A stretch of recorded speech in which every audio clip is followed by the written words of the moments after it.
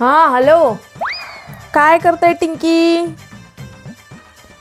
मी का मी तर काही नाही बा. आपल्या वेट लॉस जर्नीवर मी आता ठामपणे निर्णय घेतलाय की मी आता वेट लॉस करणारच आहे.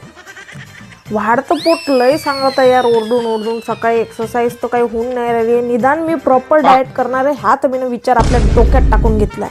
ना आपल्या मम्मीला सांगितलंय का आपल्याला सकाळी ज्वारीची भाकर द्यायची, संध्याकाळी नाचणीची भाकर द्यायची आणि संध्याकाळी बाजरीची भाकर द्यायची. 3 भाकरीचा स्लॉट आपण पक्क्यात ठेवला.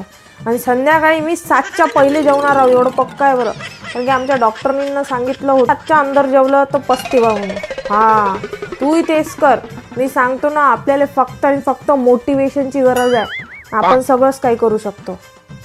आता तू फक्त आणि फक्त मला 3 महिन्यानंतर पाहिजे.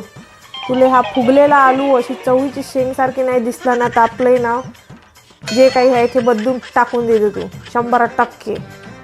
हां, मग तूही कर डाएट. हो, आपल्यामध्ये स्पार्क आहे रे, स्पार्क आहे. आपण स्पार्क करायला पाहिजे.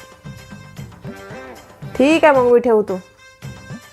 आता किती वाजले? 9 वाजले असेल बहुतेक. हो, असंच आठवण आली म्हटलं करावं आहे की नाही. माझ्यासोबत बोलल्यावर तुला मोटिवेशन 100% भेटणार आहे. आणि 3 महिन्यानंतर आपण एकमेकीला ओळखणार नाही. एवढा पतली मी होणार आहे आणि तेवढी पतली तू होणार आहे, हे तर पक्क्यातच आहे बाई. भेटू मग आपण. हां, चल मग ठेव, बाय. ए मम्मी, तू हे केस जर विचारणं झाले असेल ना तर मला नाही का लवकर जेवायला दे यार, भूक लागली.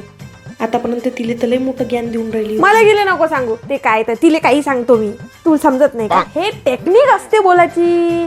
बारीक जेव्हा व्हायचं राहील तेव्हा होऊन जाईन मी. खोटारड्या वानाची, तिले काय काय सांगितलं आणि स्वतः काहीच नाही करून राहिली खोटारडी.